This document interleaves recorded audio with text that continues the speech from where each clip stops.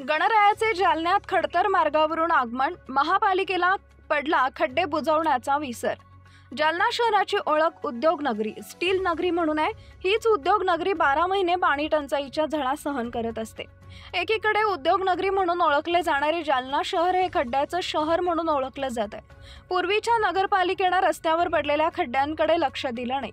माजी नगराध्यक्ष भास्कर आंबेकर यांच्यावर तर शिवसेनेच्या वतीनं खड्डे मोजण्याची स्पर्धा घेण्याची वेळ आली।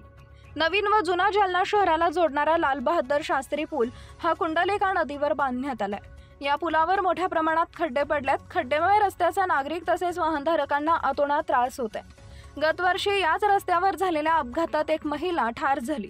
आज गणेश चतुर्थीच्या दिवशी गणेशोत्सव सुरू झालाय। रस्त्यावर पडलेल्या खड्ड्यातून वाट काढत गणराया विराजमान झालेत। मात्र महानगरपालिकेला गणरायाच्या आगमनापूर्वी रस्त्यावरील खड्डे बुजवण्याचा विसर पडलाय।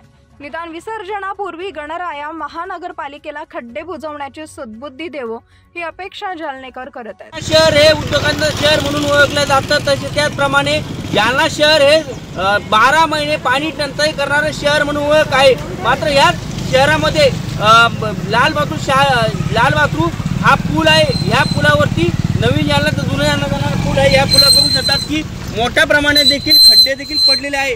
मात्र आज गणपती बाप्पाचं आगमन जालना शहरात होणार असून हे आगमन देखील खड्ड्यातून होणार आहे।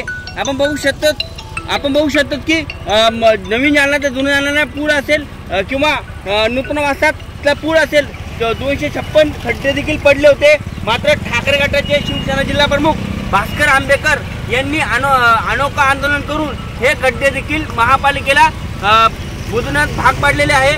बघू शकतात की पूर्णपणे कशा पद्धतीने खड्डे पडलेले आहे आणि आज गणपती बाप्पाचं आगमन आपल्या जालना शहरात होणार असून ते आगमन देखील खड्ड्यातून होणार आहे।